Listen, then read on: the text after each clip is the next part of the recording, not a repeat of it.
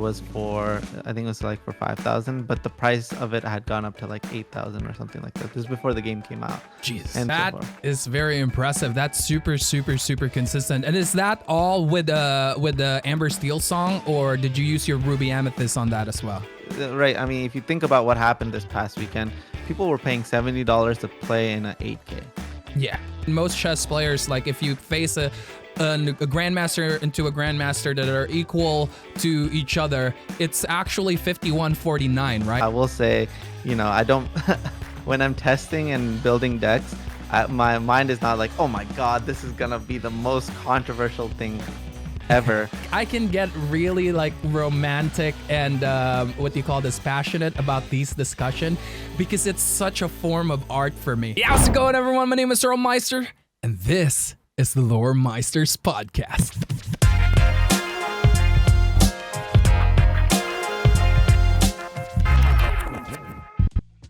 For today's episode, we have another ultra megatonic pro card gamer from Magic the Gathering, Syed. Syed is a local in Atlanta, but he was born in Los Angeles, California, with both of his parents who are from Pakistan. He has recently won a big tournament called the CCS 8K Lorcana tournament with 226 players in it, using his own brew of Amber Steel song flutes that had 21 uninkable cards in it. He's an ultra megatonic professional Magic the Gathering player who started playing the game in 2011. Magic the Gathering was his main game, but he quit MTG about a year ago because he is not a fan of the current state of the game. During his time in Magic the Gathering competitive scene, he gained quite an achievement participating in many tournaments. He was the Star City Games Player of the Year in 2019, has won 2 SCG Opens, top 8 in 2 of the Grand Prix, and top 4 in the Players' Championship. He is also very into strategy games and lately have been playing a lot of Balatro and Last Epoch. He is a big food lover who doesn't like to eat in places that are under 4.5 ratings. And he loves watching basketball, specifically the NBA, and a big Lakers fan. How's it going, everyone? We're finally here with Zan. I'm so excited to interview this dude because of his recent accomplishments in the Lorcana scene. That win was crazy. The deck was controversial. It was popping up on Twitter. A lot of people are asking questions, and we're here today to ask Zan those questions. But first, let's get to know him a little bit more. Would you like to say anything before we get into this? What up, guys? I'm Zan, former Magic Pro, now all in on Lorcana. All right, I like the sound of that, all in on Lorcana, and that answers one of my first questions, as I was going to ask how deep you are into Lorcana, but you basically answered it there, all in. I love the sound of that. So the very first question that I'm going to ask you is that how much do you play in your LGS and just in tournaments in general? Do you go to since you're all in, do you go to every single like major events? Do you also attend your LGS for fun and kick some local booty? Yeah, I mean, so I've been playing Lorcana since day one. Was pretty excited about it since what was that? The D25 D23 club. D23 club.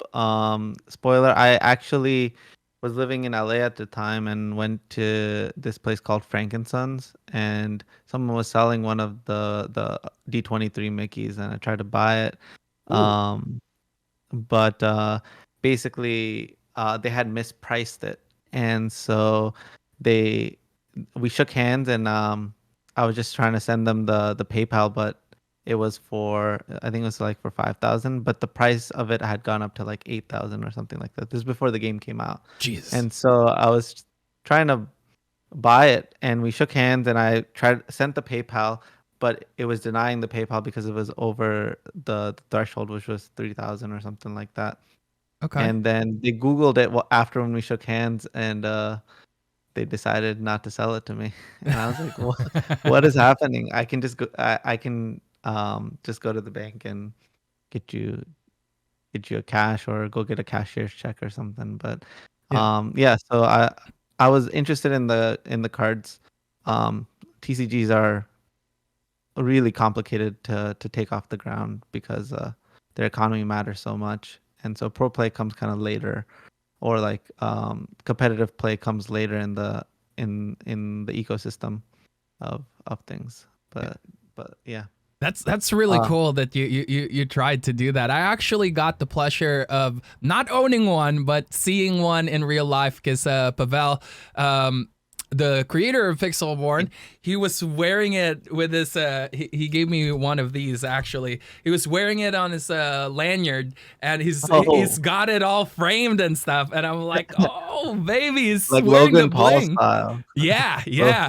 that is dope. I mean, if That I is have one, dope. I probably would do the same. I'm thinking about like wearing the enchanted version of a Stitch Rockstar when you get it from a set Oh, championship. I'm yeah. definitely rocking that. That is dope. I do like that. Yeah, that is something that I've noticed that like Lorcana is like pulling like the magic stuff, but also the Pokemon like stuff like flexing with stuff like that. I've never seen anybody like wear a Black Lotus. Yeah. But this is I like this. I like the feel of the community so much more. Yeah, yeah. This basically answered some of my questions already, like when it comes to collections, how deep you're in. But if you're buying cards like that, you must be really deep in it. But do you Yeah. also collect every single one, every single cards aside from the promos or the exclusive ones? Do you also collect every single cards on every set? Yeah, so for set one, I collected four of a play set of every single card. And then for set two, I have probably 90% of it. Set three, I kind of stopped doing that. I've just got all of the cards that are playable. I usually have two decks built at the same time, just so I can have a friend that maybe only plays Magic, kind of try to convert them, you know. I So like that. with yellow steel, so since set one, the two decks I've always had built was purple red and yellow steel because they're exact opposites. And Yep. so and they were both, you know, tier one Yeah. since basically day one. So I've had those built. So I wanted to rewind a little bit. So I actually have a spreadsheet of all of the tournaments I've played in. So the first tournament I played in Oh, was at CCS, and that was well, what is 9 again? Is that September? I like this. I like this a lot. So 9/17/23 is the first CCS 1K that I played. So that was so I like to keep track of how much entry was and how much my winnings have been so far.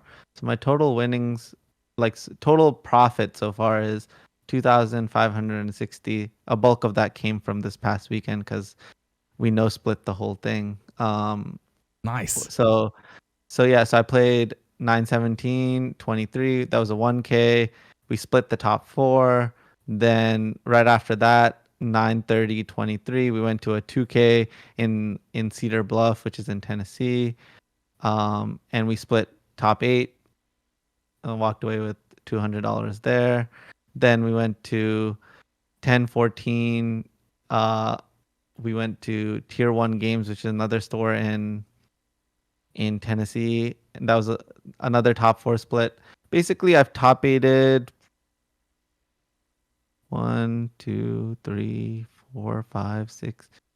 8, 8 out of 11 tournaments that I've played in so That far. is very impressive. That's super, super, super consistent. And is that all with the Amber Steel song, or did you use your Ruby Amethyst on that as well? So the first 5 tournaments was Ruby Amethyst. Then the first time I played it in a tournament was this. By the sixth tournament, I played a Yellow Steel. Yep. And then for 2 tournaments, I played Purple Steel. This was set two. And then set three, I've played Yellow Steel for 3 tournaments. So Okay. the very first weekend, Yellow Steel. I mean, the very first weekend of set three, I played Yellow Steel, and that was like a 1K out in Cedar Bluff again. And we top four split that. So I was on Yellow Steel like literally day one of this of set three. Nice. Nice. All right. Before we hop in, I know everyone is waiting for the Steel song section because there's a lot of questions for that. But before we hop into that, are you planning, since you're all in, like what you said before, are you planning to go to every single major event that Ravensburger is actually running, every single circuit and every single big events that they're running? What did aren't they supposed to do a major announcement tomorrow? Yeah, yeah. Well, 20th. they haven't specifically said that it's going to be for the circuit, but we're all hoping that it's going to be for the circuit, right? Yeah. Well, I think it's contingent on what that on that information, right? I think that for Magic, when I played Pro Magic, we lived in a house in North Carolina, and then we traveled to every tournament that all of the SCG tour tournaments, and those were 20Ks at the time. Okay. Right. And so that was kind of the threshold. And at the same time, they had this thing called the Players Championship, um, which was at the end of the year, the top 16 players got qualified for it for a 16-person $50,000 tournament. And so back in 2019, I made a team called Team Lotus Box, and we what do you call it? Competed in these open tournaments, SEG open tournaments, to get points to qualify for that um, 50K at the end of the year called the Players Championship. There was another addition to that. There's another factor to that, and that was you got buys based on what your standing was. So if you're in the top 8 of all players, points you've accumulated by playing in these tournaments and getting placed, you got buys at these tournaments, meaning that if you were 9 through 16, that Yeah. means you got one buy. You don't have to play the first round of the 2-day tournament. Oh, You automatically win. okay. If you're in the top 8, you get 2 buys. You win the first 2 rounds. Yeah. Now, I was the player of the year, so I am the sole player that would get 3 buys. Oh, that's got to be really nice. Very It is. convenient. Yeah, so we calculated it out. If we were to go to any of these tournaments and play 15 rounds, I was above 70% to top 8 a tournament with these buys. Yeah. And these are like minimum 500 plus 500 people plus tournaments. Yeah. And that way, with that calculation with sponsors and stuff like that, yeah, I was able to do it full time. Yeah. So I don't think that I could return to that level of commitment. But if they like announce a player championship type or pro tour type tournament, you bet I'm gonna be trying my best to qualify. Still work my 9 to 5, but I'll try my best to qualify. Nice. Nice. I like the sound of that. Yeah, especially with the set championship ships, them announcing that money is not allowed in those local game stores. They're not allowed to add money in on top of the enchanted card and the championship mat. They specifically said that in the rules. It makes us all wonder if it's gonna be the same for the circuit. Are we just gonna be winning, let's say, 10 cases, and it's up for us if we want to open those cases, or do we want to sell it for cash, right? That's the thing that I'm scared of, because I'm definitely with you on this. It's got to have some sort of an incentive for you to do it. Otherwise, you're a millionaire who doesn't need to work anymore, and you can just like, hey, I'm gonna go on a trip to LA this weekend and play on a big tournament there. But yeah, I totally feel you on that. Oh my, yeah. I mean, this is a great point that you bring up. I didn't even realize that was a stance that they were taking. This makes things really interesting because we clearly know what the people want, right? Yeah. Right. I mean, if you think about what happened this past weekend, people were paying $70 to play in an 8K. Yeah. Okay, that is like that is like it's rare for a game to where the TO is making money. And in this, it's profitable for TOs to make money. So if they don't outright ban it, you better believe that there's going to be another tournament organizer that comes in and does what they're not going. If Ravensburger doesn't tie money with this, is not going to be able to do it. Yeah. Yeah, like they need to do that, right? So yeah, so basically what I'm saying is like either they give us what the people want, or it's going to be bad for the game. Yeah, at least for the competitive scene, I do agree with that. Or something like just to equalize what we would have won with if there was money. I think that I could get by with if I'm winning like 20 cases and I can sell those cases for like 5K, 10K.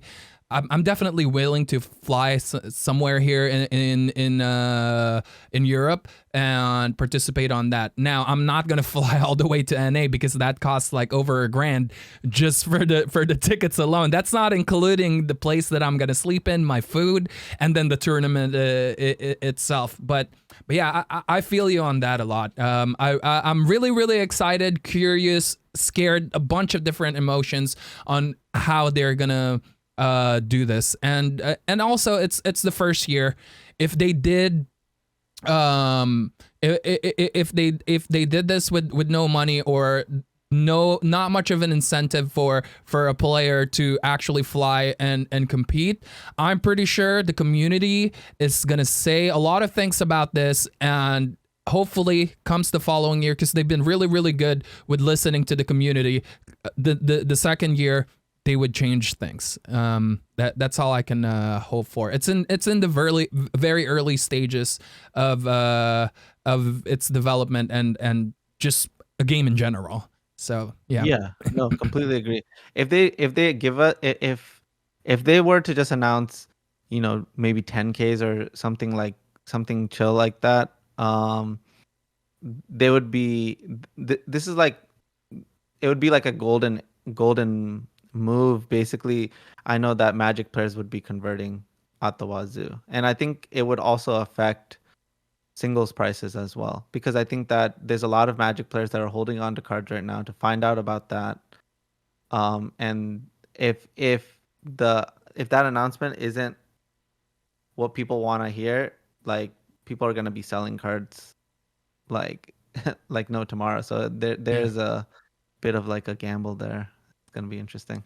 Yeah, it definitely will be. Well, there's really nothing that we can do. We can keep discussing this, but I think we covered the important parts when it comes to the competitive scene.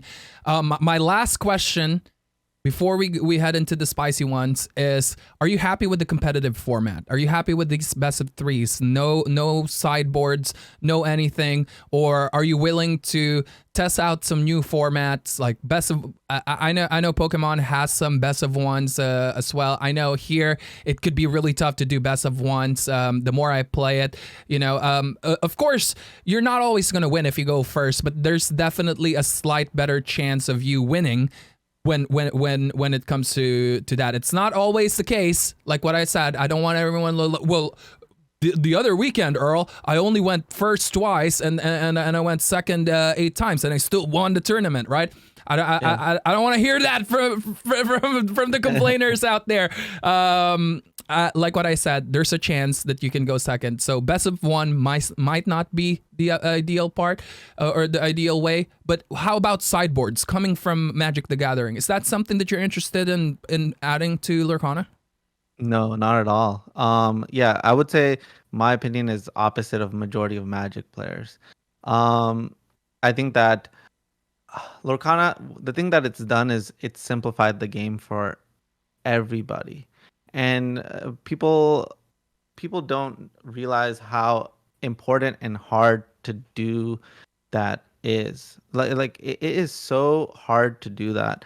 There's so many. So when Magic Arena, which is the primary Magic client these days, where new players come and play, most of the new players play best of one because they don't they don't want to deal with the sideboard. And so I think that we want to keep this game as more sets come in, not as intimidating Yeah. for newer players. The I will say that the sideboard is kind of built into your deck when you don't have lands, right? Yeah. So if you think about my yellow steel deck, that's exactly what I did. I built in the sideboard into the deck, right? If I were to play this format without blue red control, right? Sapphire amber control present, right? Like the crab deck. Um, then I wouldn't have played Bare Necessities. I wouldn't have played Benjas. And I wouldn't have played what is it called? The World's Best Criminal. Those Okay. cards were put into the deck. What is that? 8 slots. Yeah. That's generally how much you bring in for your worst matchup with your sideboard. Yeah. So those were there because my matchup over 100 matches against that specific matchup was 30%. And my goal was to make that a 50% matchup. Yeah. And I feel like I did that successfully. And I was like, okay, I'm willing to take a coin flip on blue red because my purple red matchup is above 75%, which is nuts. Yeah. And so That's that was really, kind of really the good. and I will say I do want to talk about the die roll situation. Yeah. The die roll situation I think is overstated. I think that the way we're looking at the data is incorrect. We should be looking at the top 50 players and their percentages. I will say this past weekend I lost more die rolls than I won. Yeah. In the finals, I'm playing against purple red and I lost the die roll being the number 1 seed and Yeah. was on the draw.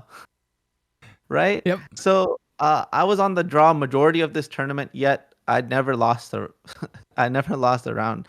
Yeah. And I will say that I think I like to keep track of that ever since it got stated, which was I think end of set 2. Yeah. And I would say I'm at uh what do you call it?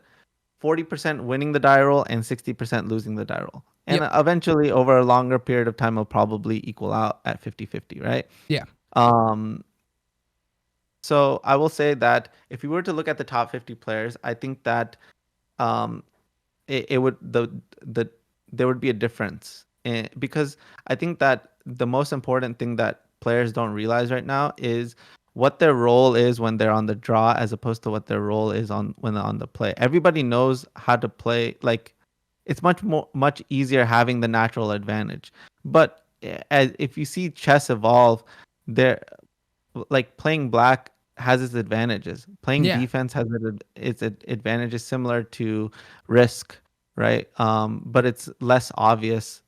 Uh, Then it's when you're less going obvious. first. Yeah. Exactly. So, I mean, I think that it's just a matter of people figuring it out, and we need to look at a much narrower, what do you Group of call it? people. Exactly. If you Yeah. looked at the top 50, I think it completely, like, I think it would be close. I think it would be closer to 55-45. Yeah. And that is fair. Honestly, that is fair. And most chess players, like if you face a grandmaster into a grandmaster that are equal to each other, it's actually 51-49, right? The chances that they have, and that is the plan to get it there. And like I like that you mentioned that looking the formulas or the datas that we're looking at right now is wrong, and I completely agree with that, because not every single player out there, and I spoke to Brennan DeCandio about this, and Zach Vivinson's mentioned this before. It's wrong because unlike the top players, a lot of the casual players, or most players in general, are incapable or not as good as adapting if they're going second. Their place, if they go first and they go second, will look exactly the same. Versus when you look at a top player, when they go second, you definitely can see, okay, they're adjusting to going second. It's not the exact same thing that they would do if they were going first. Yeah. Yep, exactly. Yeah. All right. Now I am very excited and ready to get into the Steel Song part of this interview because my God, you blew everyone's mind with not just your performance, but also with your deck making. I have never seen anyone place this high that has 21 uninkable cards. That's right, ladies and gentlemen. You heard me. 21 uninkable cards. People are scared of running 16 to 18 cards. That is a lot for a lot of people. And you ran 21 and you performed at the highest level.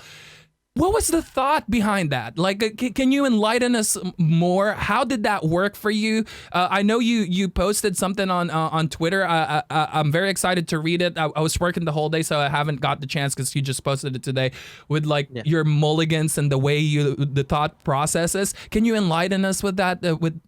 Yeah. What was the idea behind that? Yeah.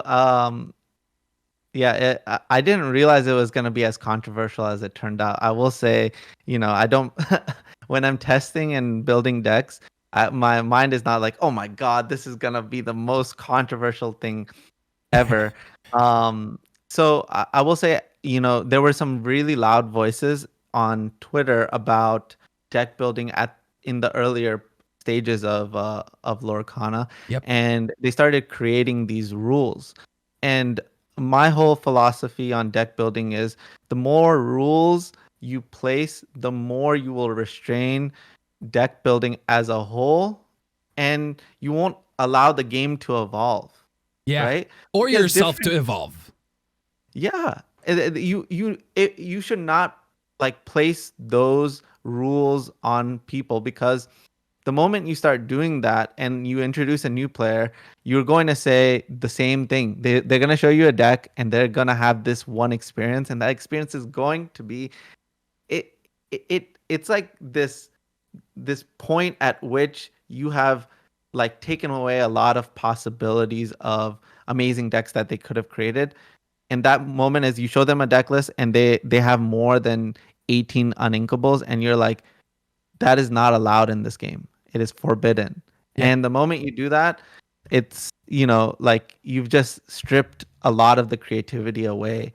And so my whole thought process when I'm building the deck is just by feel and getting a huge sample size.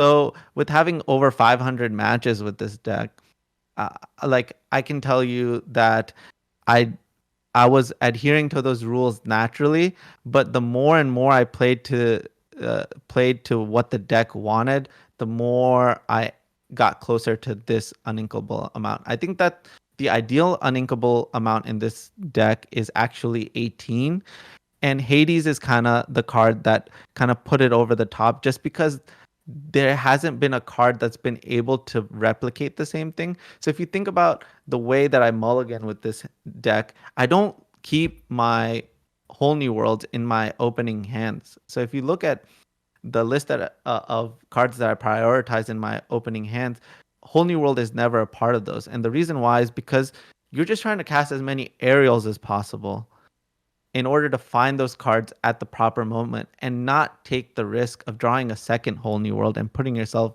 at a huge disadvantage. And so the way you're thinking about it is, like, I like to think about what will happen if I don't draw a whole new world. Could I beat purple red without it?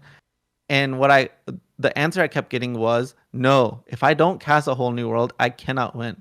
So the more and more I played, what I realized was they're always going to kill my aerial if I tap it. So how do I punish them for that? It's by playing a Hades and grabbing aerial again. And that will increase my chances the most possible to find the card that wins me the game in the matchup. And so, like, now I have to think to myself, is there any other way to do this that's an inkable way? And right now, the answer is just no. And that's unfortunate. And I don't want it to be this high, but it just is. Yeah. Right. And so it's such a scary way to do that. It's such a scary solution. It is a scary solution, but you have to put it aside and then also think about, where does your curve as your deck end? And mine naturally kind of ends at 5. So I'll tell you a story in this tournament. I'm playing against a really great Magic player named Matt Wright. Right? I'm on the Yep. play, and for the first time ever, I missed my third ink. Oh, So I experienced, that's huge. yeah, in my 500 games with 21 uninkables, for the That was the first time, first time? I've missed my third ink, and I kept three inkables in my hand and mulligan all uninkables. But the rest of my cards that I hit were all uninkables. So I experienced the fear, the worst case scenario that everybody's going to experience. Yeah. You know, part of that uninkable package was me drawing two more flutes, Oh, and dang. I had one flute. So I Yeah. went flute, flute, flute, kill your guy, draw a card, and from that point forward, I never looked back.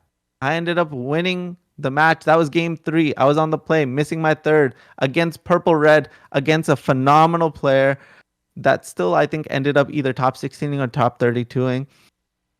And I couldn't help but notice everybody else that was watching was, people laughed when I missed that third land drop. You should be playing more. Yeah. But had nothing to say when I won Yeah. after missing my third. Because that was the point that they were going to say, I told you so. I told you so. You were not supposed to run that many inks. This is the rules that we set in the beginning of the game. You shouldn't have done it. But I'm surprised that you kept your cool and you never looked back into those turns where you didn't get to ink, especially playing multiple flutes that early, right? Because as a mid-range deck, you want to take the board, right? You want to have some sort of tempo, and flutes, unfortunately, it doesn't get you any tempo. It's a nice like tech to like gain fast lore, but it doesn't take you the board. So that's ultra megatonic impressive to win a match like that. But there isn't another card that lets you play a game in a completely in that fashion. What was the thing I did after that? It was it was banish your guy, gain 3 lore. Banish your guy, gain 3 lore. Banish your guy, gain 3 lore. I didn't need to play another character ever again. Yeah. Yeah. I never did. All I did was banish your guy, gain 3 lore, and then I was like, whole new world, banish your guy, gain 3 lore, gain 3 lore. That's all I did. It wasn't about characters at all. and looking at your list with the amount of and then along came Zeus you have, you can pretty much kill anything. And also, if anything else comes bigger than that, then you have World's Greatest Criminal Mind as well. And that's actually that's a really cool match. I would have loved to watch that because I would have been in the Twitch chat if that was getting cast. And I'll probably be one. I'm gonna be honest with you. I'll probably be one of the people that says, the uninkable life is kicking in. But that's great. I don't mind when people tell me that because, like it's almost like a it's just like a reaction that is expected at this point. But for me, it motivates me. I'm like, okay, you're telling me that there's this made up rule, and I can't break it. Yeah. I didn't build the deck because of that. But if I do build it, I'm gonna stand my ground because I knew I built this because like the theory of the deck was right for the format. It wasn't that I was trying to intentionally break this rule. Yeah. For sure. And also, with the amount of games that you put in as well, it's not like it's something that, okay, it's 2 a.m. at night, I'm feeling very creative, I'm being passionate about cooking a deck, so I'm gonna cook this deck. Also, you know what? I'm gonna cook something that no one else have ever done before. You didn't do that. You came to this deck after 500 games. You also recorded and looked at your stats on certain matchups and what can you do to make it better. And honestly, a regular player won't understand what you did because they didn't put in that much experience and time, and they didn't analyze as much as you did, and only you had that experience. Yeah, no, definitely. But what I will say is oftentimes it's not even playing the deck itself that leads you to believe the things that you believe. It's playing all of the other decks, right? Yeah. So I think that I came to the yellow steel solutions after when I spent time just playing blue red, right? Like getting at least 50 matches in and understanding what I hate to see, right? Do I Yeah. actually hate seeing Benja or do I love seeing Benja, right? Like as a blue red player. Yeah. Do I actually like seeing bare necessities or do I uh, dislike it? Can it really throw my game off? Yeah. And so if I was a blue red player that like didn't hate seeing those things, then I don't think that I come to the conclusions for yellow steel. And my purple red experience lets me know that how bad of a matchup flute is. How could I fathom cutting a card that dismantles like the best performing deck of three sets? Yeah. Yeah. That's so impressive, man. That's so beautiful. Like I can get really like romantic and what do you call this, passionate about these discussion because it's such a form of art for me. I love deck making. I love analyzing stuff. I always say this to my viewers as well for with my videos. I have this How to Meister series and Meister deck profiles. I always tell them to be a spy. Look at what other people are playing, and if you have the cards and if you can get the chance to actually play those, explore that as well because you need to know how they think and how they feel. And I'm glad that you mentioned that. I'm glad that you mentioned that. That's amazing. Is there anything else you want to add about that deck before we move on to the next discussion? Yeah, I will say, there's nothing better than like like 100 or 1,000 people playing your deck because I never believed that I came up with the exact 100% best build of it by myself because you can't beat 1,000 people testing your deck, right? Yeah. And so what I immediately started to notice, people were questioning things and they were sending it my way, but also I don't know remember how to pronounce the streamer's name. Hearthstone streamer, is it Savage? Yeah. It's Savage, but I Savage. pronounce it as savages because I've always thought it was meant to sound like a savage, savages. So I have my own pronunciation of his name, but yeah, So yesterday he hit number one and he mentioned that he cut one Hades for the second Rapunzel. And that like the third Hades was something I was going back and forth on and I couldn't decide if I was going to cut it for the Rapunzel. And him testing it and playing enough matches to get back to number one, um, like helped me confirm that yeah, I should be playing. It just cleans everything up, makes it a clean 20.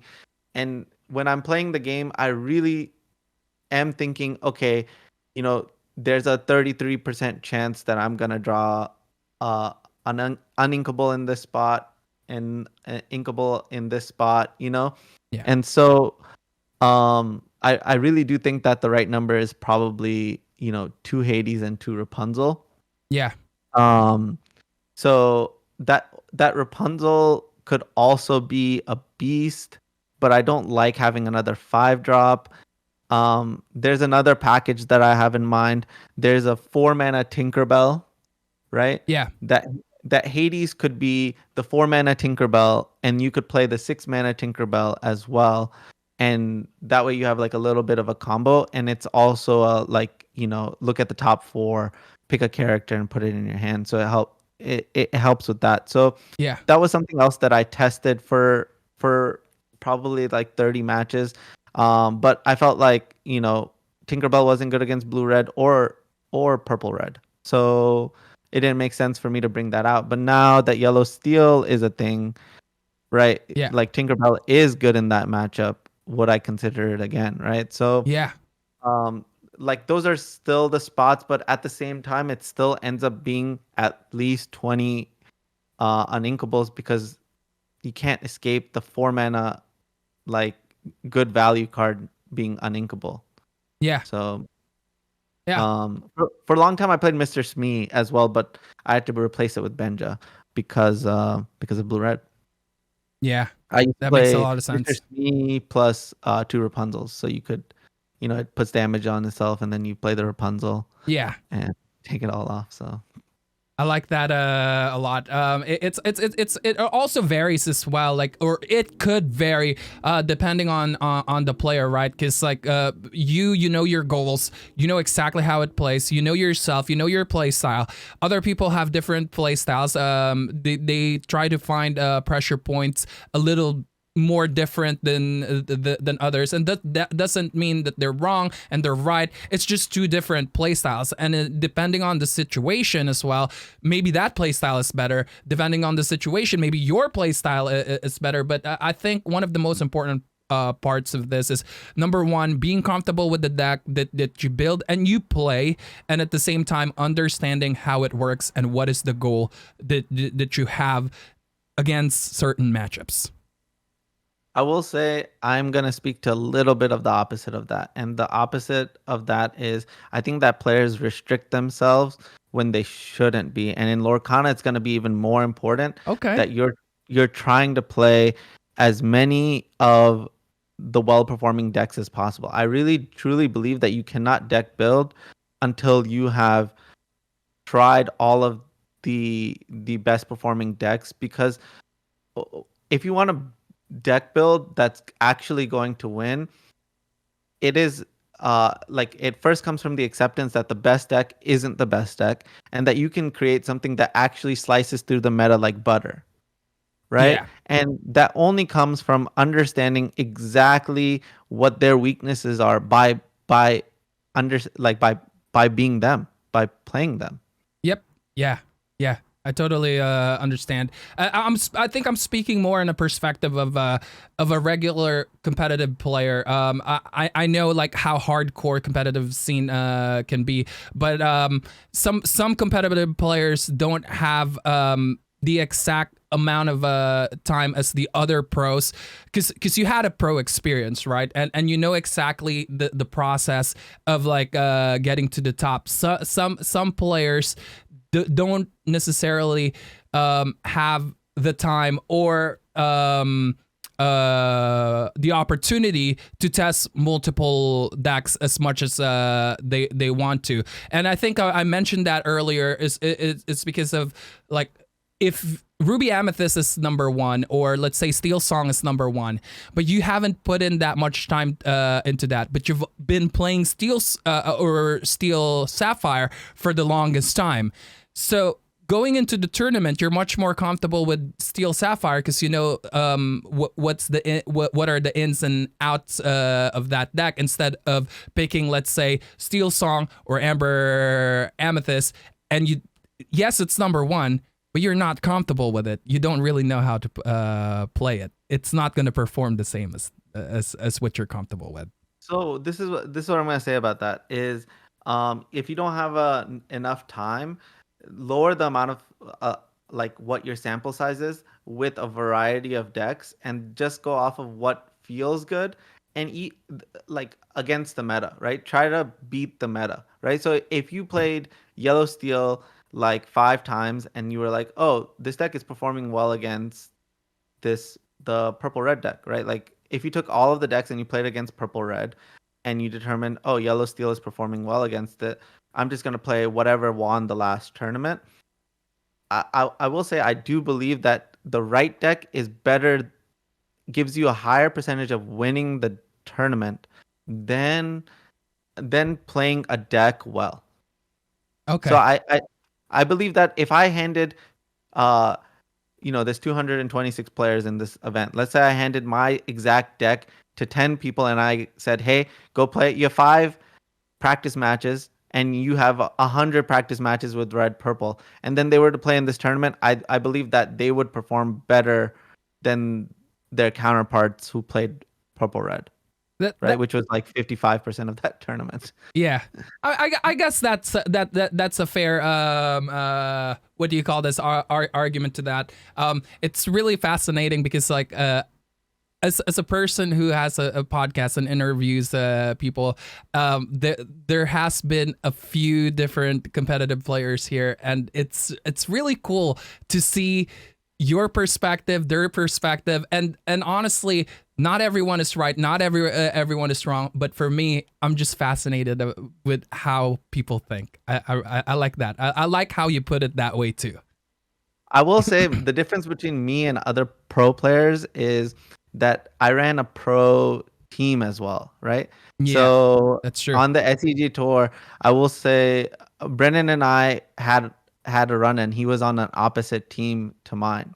Yeah, And so Brennan is a absolutely amazing Magic player, Lorcana player, strategist.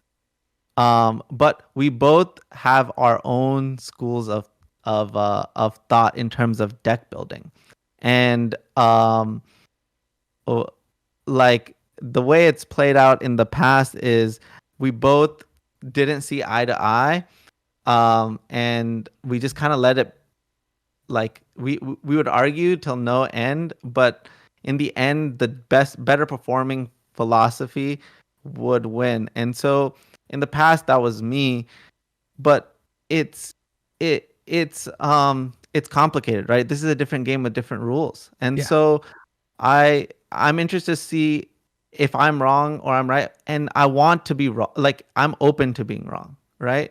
yeah. But I do think that um That's like exactly what he when said too. That he loves being wrong because usually he would learn something from that when he gets that. yeah, so there were times when there were times where his, like, there were multiple times we were working on the same deck, but we built like literal mirror images of each other. And it's no surprise that we're both playing Lorcana right now. And so you can see like week 1 I won with yellow steel. Week 2 he won with yellow steel. Week 3 I won with another version of yellow steel. But they're literally as opposite as they could possibly be. Um, but my mindset has been like, okay, the first thing I did was I queued up his version without changing a single card. And I played 10 because I think that before you make changes, you need to experience what that person was thinking. And so I I I gave that, and I was like, the only thing that I would feel in it was like he's afraid of the Uninkables, and it's restricting him to build the better version of this deck, right? Okay. And I don't want that for myself. And so I went down the rabbit hole and made this version, and then got this result because I got to experience like the way he thought through that, right? And so Yeah. so you learn so much from all of these different experiences. Like it's like a timestamp of his brain about that deck in that moment, which is awesome. um but yeah, so the only thing I'll say, like, open yourself up to the uninkable thing, and I think that, Brandon, it takes you to the next level. Yeah. Yeah. I like that. I like that a lot. This reminds me of like I love like philosophy in general, especially when it comes to strategic way of thinking. If you notice, the two posters in my back, I have Miyamoto Musashi and Sun Tzu, ultra megatonic philosophers and strategists, and they have given me a lot of different ways to look at things. And I just wanted to mention as well, like the way you're thinking right now, you really sound to me like Bruce Lee when he was talking about different types of martial arts, why he learned so many different types of martial art, and when he created his own, he said that he experienced that, which is similar to experiencing a deck, and then taking the essential part of what that martial arts principle is, what the style is, taking out all the things that he thought was unnecessary. Then he put it all together to create one ultra megatonic style. Well, I That's love it. what it I reminds love me it. a lot.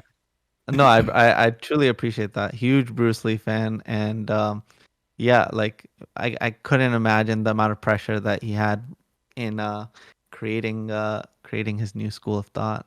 Yeah, yeah. Especially during that time, people are so critical and they're so what do you call this? Traditional. That they don't Yeah. want to change anything, and I like that, and it goes to not just martial arts, through music as well. Music keeps evolving because people keep trying to try out new stuff, instead of just sticking to the traditions. And of course, the OGs of that that type of music or genre will give them shit about it, but they do it anyways, and that's how we come to a new creation. Yeah. I feel like we've been talking about a lot of like serious stuff, and that is why we have you here as well, because you're an ultra megatonic competitive player. But I also want to have a little bit of fun with you because we've been talking for a while. I don't want to keep you for hours and hours here. I like having a fun segment and getting to know the people that we have here as a guest. So we're gonna jump into a couple of fun segments that I do with the guest. This one is a 10-second segment. It's called Ban the Card segment. Now, you can ban any card that you want. We are not going to judge you. Maybe you just hate that card. Maybe it's for a competitive purpose, right? But there are 6 inks. I'm going to say an ink and you have 10 seconds to answer. Are you ready? Mm-hmm. Yeah. All right, let's start with Amber. 10 seconds, go. Ariel. Ariel, okay. Number 2, and we will discuss this later on if you want. Number 2, Amethyst, go. Friends on the other side. Emerald, 10 seconds. Ursula. Ruby, 10 seconds. Maui. Sapphire, go. Tamatoa. Okay. 6 is Steel. Dang. Uninkable is really freaking tough. Sorry, I don't. You love Steel so much that you don't want to ban any of the cards. Oh, Robin Hood. Robin Hood. Okay. All right. We can move forward, but we can also discuss this if you'd like. Did you want to talk about like why you pick what you pick for Amber, Amethyst, Emerald, and all that?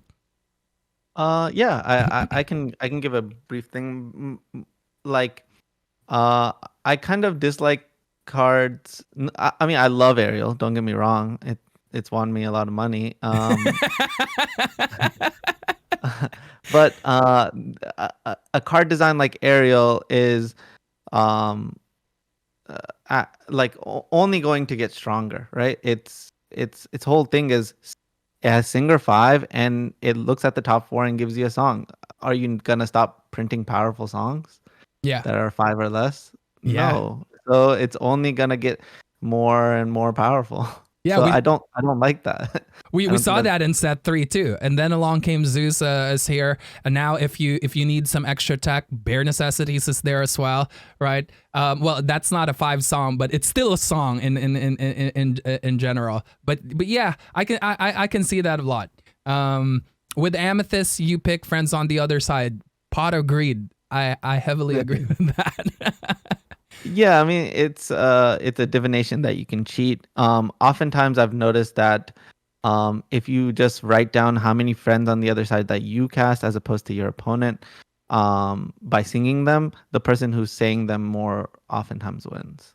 Yeah. And so I don't like that in that dynamic. I think Rabbit is a more skill intensive card than Friends on the Other Side. Yeah. That I can see that, and this reminds me of what Savij said, and I have been discussing this as well with my videos. A lot of the times, it's a game of resources. Well, card games in general, right? It's a game of resources. There's multiple different types of resources. Technically, like what I always tell people, you can also look at your HP. Well, here it's not HP, the lore of your opponent, and you can use that as a resource. Maybe you can buy an extra turn and play slow on this turn, try to develop more or try to draw more. Maybe you can afford that. And yeah. I agree with you on that, especially on this game. You can sing it, right? You can basically play it for free. Yeah. No, Yeah. I love it. Agree with it completely. I'll say Maui next. Yep. Maui probably should have been I don't know, it should have been green. Uh because I think that red already has such amazing removal suite, and then Maui is could hold an entire color on its own in terms of like it can attack locations. It's a great killer. It's a great song. It's a great singer. It's like a little bit of everything. And so with red already having Dragonfire, which barely anybody's playing, like it has an abundance of the same effect. Yeah. And if it spread it around, like if green had it, it would make that color more playable. Like Yeah. it would represent so much more for that color. I And agree. Ursula is just a card I just hate. It just feels bad when it makes like when I'm playing against a green deck, I like either I'm gonna have an abundance of songs in my hand or I'm inking them so they don't get to take advantage of that 2 mana Ursula. Yeah. I think that Ursula, as annoying as she can be, it was a pretty cool addition to Green, because Green was like just a little too weak on the previous sets, right? And Yeah. because of that, now they don't auto lose to steel Songs. players anymore. In general, and we've been seeing Amethyst, Emerald joining the top eights now, something that we would have Oh yeah. never seen before. Well, I will say that like a Mercy powerful card can be dangerous because if when it does get the proper combo piece, which I think Emerald will eventually get, right? Like, right now it's like Beast, right? Yeah. But Beast is still slightly too slow and not statted exactly properly. Maybe if it had one more toughness, it would make a huge difference. Like Along Came Zeus wouldn't be able to kill it. Yep. So once it gets that combo piece, which we know it'll eventually get, we're gonna feel differently about the Ursula, and that's Yeah. you know, That's it's the true. same way. Ariel, right? Like set one, we're like Ariel's fine because purple steel beats the crap out of it, but purple red beats the crap out of it. But like set one, I was like, oh my god, this card is gonna be so so annoying later on, Yeah. and then people were still not playing it in set three. I was like, oh my god, I gotta play this card. Yeah. And so I think that I'm gonna have that same experience with Emerald. You're gonna see me playing Emerald dot deck. I haven't played an Emerald deck in a tournament just yet, but Yeah. yeah, I think that we're gonna experience that. I kind of miss the super early days of set one, when people thought that Ariel is a terrible card, because when that was the time that Lorcana was alive, I got to play a lot of aggro decks, and I love aggro. But I'm playing control. I'm playing Amber. I'm playing Amethyst, Ruby on a competitive scene. Every single big events online that I joined, and if I'm trying to get serious on the local stores as well, it's what I would bring. And I'm an aggro player, and I hate that there's not a lot of aggro decks that you can really play, or there's a lot of risk taking it because there's so many steel players out there. Yeah, I would say yellow steel is I think by nature a aggro deck. Um, and just because you play 12 1-drops, a lot of It has that aspect to it. Yeah. exactly. But I think that successful on the big stage, like 10 round plus tournaments are. I think that an aggro deck is always going to need another angle, and I think Yeah. that is the beauty of this game, that you can't just lose to someone having a 1-drop, 2-drop, and 3-drop. I do love aggro, but every aggro deck needs another dimension, and Yeah. that's like beautiful, and it's a skill game. Yeah. It is always going to be a skill game. Your aggro deck needs a really innovative other direction, and Yellow Steel kind of naturally has that, right? And Yeah. so I love aggro, don't get me wrong. I love aggro. It's just the other colors haven't been able to give us that other dimension just yet, but Yeah. I have a feeling it's coming. Yeah. I feel like it'll Yeah. come. Also, once we get some burn mechanics, if they did add burn mechanics, right, we'll get red deck win version of that deck into this game. That would be really, really scary, and I'm definitely playing that if that happens here. Oh, the best aggro deck I really do think is the purple steel deck that Yes. what's his name? Zach Vivens. Yes, Yes. Zach Vivens. I played him in top 4, um, and I won the die roll. I'm on the play, and he was able to steal game 1, and I was so impressed. I was Yeah. so impressed. Well, he's a great player in general, but also it's impressive to see an actual aggro deck. It's like the thing about like what you said, you have aspects of aggro in Steel Song, but I look at that as a mid-grow deck, you know, a mid-range aggro deck. But an aggro player taking a win against someone who won the die roll against them, that's super impressive. And playing yellow steel, right? He knew exactly what the only way that he could really win was he needed to play, you know, the 1/3 bodyguard that Yeah, has the resist Prince. 1. Yes. Yep. So he ended up playing, I think, 3 in a row, and that was a huge. And he also befuddled my Robin Hood early game, so I couldn't Shift it. do it on 3. Shift Yeah. it on 3. But even when I did shift it on 3, it can't kill The bodyguard. No. So it was one of those situations where I was like, if I draw a song, then I can like absolutely wreck him. But Yeah. if I don't, then these 3 are gonna get me for Exacxes, and he ended up getting me for Exacxes in that game because he played like Pinocchio and then bounced it back to his hand and played it again. And I was like, damn, this deck is legit. I feel bad because Yellow Steel is gonna be super popular if I win. So I don't think it's like really playable right now. But if Yellow Steel wasn't popular and we redid this tournament again, I think it would be a great choice again. Yeah. Yeah. That's such a cool story. Hearing that, I'm pretty sure that the audience will enjoy that bit of the interview as well. Thanks for If you want to sharing play that. aggro, you gotta play that deck. That is the aggro deck, and nobody knows about it or is playing. Now they know about it because Zach did top 4. But There's another yeah, one on the online tournament as well. There's something similar to that. beautiful. Yeah. Okay, Top okay, 4. beautiful. Top 4 as well. Top 4. Okay, yeah. So that's your aggro colors. It's purple steel. The Mr. Smee package is just so freaking nice. I love it. Yeah. Yeah. That's really cool.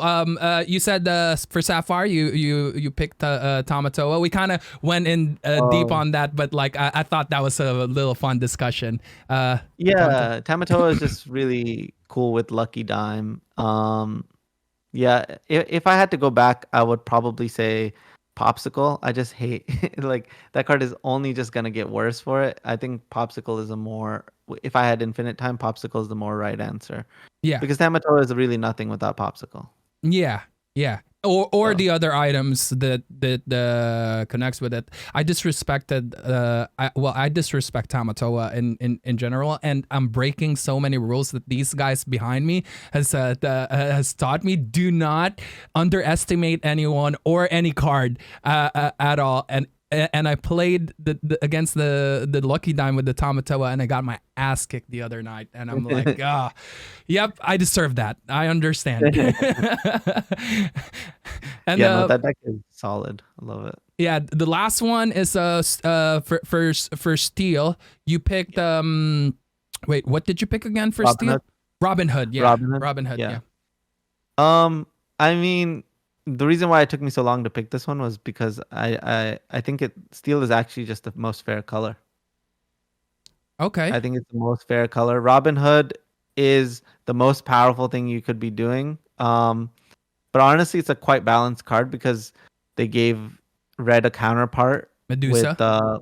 with Medusa, and it still lines up poorly against Maui. So it requires a lot of, calculation on whether you want to play against Maui or whether you want to get hit by Medusa. Often, but you still get to draw a card if I really love that play pattern. They they have to play the Maui to kill the guy. You draw your card, but then now their Maui can die to, Let the Storm Rage On. So it feels that like whole play pattern, that whole exchange. I really love it. Yeah. Yeah. When it first came out, the Robin Hood, and this is just like from a design point of view. Usually, I like my legendaries in these games to be so unique. No one else does that, right? Yeah. Because he is like a combination of turn 2 Cuzco and the other. Well, there's multiple cards that when they kill, they can gain 2 lore. Because he's a combination of that, it kind of made him that unique on its own. Even though it's 2 different things put together, it felt unique the more I play it. I love Robin Hood as well. I'm still missing one. I need another one. No, it's a beautiful card. Honestly, fair guy. And I mean, he's a fair good guy, you know? He's Yeah. I like This we're past the mark, so this would be the last thing that we'll talk about. This is a really quick one. This is more about yourself. It only takes 10 seconds to answer as well. This is the favorite card segment, and there's 5 questions. Number 1, favorite character to play. I mean, it's got to be Ariel right now. Okay, Ariel. Number 2, favorite character art. It's Robin Hood Enchanted. All right, I like that. Well, you answered 2 of the questions. So that's your favorite enchanted. What would be your favorite non-enchanted? What's my favorite non-enchanted art? I mean, the most iconic card in Lorcana is probably got to be the Mickey. Lil Brave Taylor. Yeah, it's kind of like the Charizard. Okay, of yeah. our game, yeah. Yeah, I do like that. Favorite song? It doesn't matter if you like to play it or you just like the song or you just like the art. Along Came Zeus is my favorite art look. I like playing it as well. It's really fun to play if you shift Queen on 2. Yeah. And the Enchanted one is like my favorite non-inkable art, and it's really low costed. It's so low costed. I think it's $80. $80. Damn. Yeah, Enchanted. So I think I'm gonna pick up all 4. Yeah. Yeah, I'd like to see you play that in one of these tournaments, because we all know in video games, skin wins games. All right, this is my last question. What is your favorite item card? So I said that what do you call it? What is it called? The flutes? Fishbone. Oh, Fishbone Quill? I said Fishbone was a card that was going to be a problem in set 1. So okay. I feel like it's starting to come true. Yeah. Yeah. It's amazing what it does, and I have disrespected that a lot of times. So I run Rise of the Titans in my deck, and I'm like, you know what? Maybe I'll just let them ramp one more turn before I use this, because I really want to develop this card in the board, you know. And every time I do that, I just get wrecked. I just get completely wrecked. Yeah. Yeah, that's one of the only cards that punishes Whole New World in a completely different way. So yeah. When you're a Whole New World and they have 3, 4, maybe 5 more inks than you, they get to play pretty much their whole hand the next turn. Yeah. It's true. Well, I just want to say again, thank you very much for doing this interview. I had so much fun talking to you, picking your brain out, trying to see how you think and all that. And I just want to tell our viewers right now that if you haven't done this yet, make sure to click down on the description below. You're going to see all the links for Zan, and make sure to click that, show some support, subscribe, follow. You know the drill. So make sure to check that out. Zan, is there anything you want to tell our viewers for today as a closing remark, or just anything you want to tell them? Yeah, I just want to say thank you for having me, and play every color combination, whatever your heart desires, and you're more than welcome to play more than 20 Uninkables. I love that. All right, well, again, thank you very much, guys. I hope you guys enjoyed this episode, and I will see you guys on the next one. I have really nothing to say. I'm just super happy right now at the interview. Peace.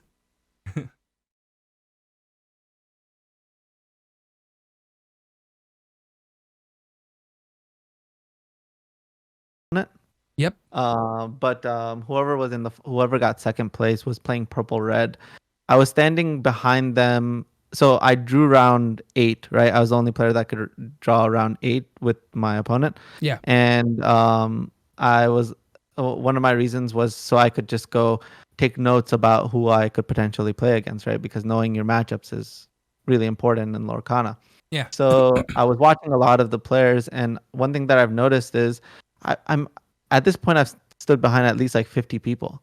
And if I watch them, I don't think there's ever been any person that I've watched them for 10 turns and we would have made the same exact decisions. And my first encounter with that was in round 8. Okay. And I'm standing next to James, who is owner of Wasteland Gaming, another local store here, but he also made top 8 with purple red. I'm standing with him and I leaned over to him. I'm like, I think that this player is really, really good. I've stood behind him for 30 moves, 30 turns, and we made the exact same move. I've never even made it to 10 with anybody. Damn. And that was the person I met in the finals 4 Oh. rounds later. Oh, that is a really, really cool prediction and assumption of like how good that player is. Yeah. Yeah, I He like wa- what you did there. he also he also never split. So I wanted to split in the first round of top 8 so I could play in the 2K Yeah. that was happening. So if the split happened, we could go play in the 2K as well. So I wanted to see if, I could run up 2 tournaments. That would be so sick. Yeah. But he was the like lone person that was saying no. So we made it to the finals and I was like, I'm down to split now, 1500 for both of us. And he was like, he was straight up no. And I was like, I'm pretty favored in this. He was so confident. So for a moment I was like, dang, this is gonna be really sick. Yeah. So he beats the crap out of me game 1, won the die roll. Okay. And then we're in game 2. And we're in game 2 and his board currently is 3 Madame Medusas, 1 Lady Tremaine. No. 2 Madame Medusas, 1 Lady Tremaine, a rabbit, a goat, and a what do you call it? A spell book. All right. And my board is an Ariel, Uh-huh. a Cinderella, and I'm at 18 lore, Yeah. and he ends up loring to 17. Okay. And I have 2 cards in hand, and I've revealed to him that I have a Let the Storm Rage on, which I hit off the Ariel. Yeah. And basically, my opponent, he's like contemplating, and he ends up playing another Madame Medusa to kill my Cinderella, so I can't Shift it. shift it. Yeah. And so I untap, and I quickly slam a flute that I actually was holding for 4 turns. Because my thought process was like, okay, if this player is the closest player that is like me, then I have to bait them into not casting a Be Prepared if they have it in their hand. Yeah. And so he leans over to me right after that, after I get him to Yeah. I get to 20 lore, and he says, that was a good top deck. I should have Be Prepared. Yeah. And then I tell him, no, it was in my hand the whole time. I love that. And you should have seen the look on his face. It completely drained. Because I could have played the flute many times, but I knew that he would never let me have another character, that he would sacrifice his old board to never let me have another character, and my flute would have never mattered, you know? Yeah. So I had to play it in that way. And so there were like probably like 20, 30 people watching, and people started clapping after that one. Oh. Because I just put the cards down. I didn't want to even show anybody that I had it because their reaction could give it away. Yeah. Yeah. So I just put it on the side and I just put a dice on it. I always put a dice over the cards just so it doesn't get with my ink, Yeah. and I always put the dice at the number of how many cards I have in my hand. So my opponent doesn't have to ask me; it's Yeah. always there. Yeah. So yeah, that was game two, and then game three, I just completely smashed it. It wasn't even close. I finally had Yeah. like three flutes. So yeah. So I just want Damn. to give you. It was the thing that was disappointed me the most was I wish it was all on camera. Yeah. Because it was a nasty tournament, and yeah, it was pretty dope. Yeah. Yeah. Well, I just wanted to say that the thing is actually still recording, because usually after the end, I would just cut like whatever like conversation I had with the guest. If you want to add that on the interview as well, I could have that as Yeah, yeah, an end do fun whatever, tidbit. you want. Yeah, yeah, do whatever you want. Yeah. Yeah, yeah, It's yeah. all I could you, add yeah. add that as a bonus content at the very end. Thank you for Yeah, yeah, sharing that, man. I love these yeah, stories. no, It's no problem. yeah. I don't know if you've ever watched what do you call this, Queen's Gambit. That's Yeah, of course. Yeah. that's the way I look at card games. I could get really like emotional with these kind of stuff, and I love these stories because like the beauty of the matchups, there's so much art to it. There's so much skills involved. Like what you did there was straight up art of war. Right, being steps ahead, getting into your opponent's head, like knowing how they think. At that point, you were basically behind your opponent, and you have strings on them. Okay, this is how I'm gonna make him think, so I can make sure this is how he acts.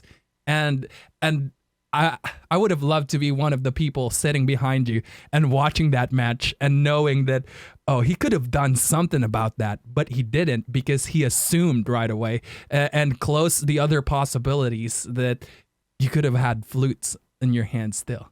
Yeah. That's really cool, man. Thanks for sharing that. Yeah, no problem. No problem.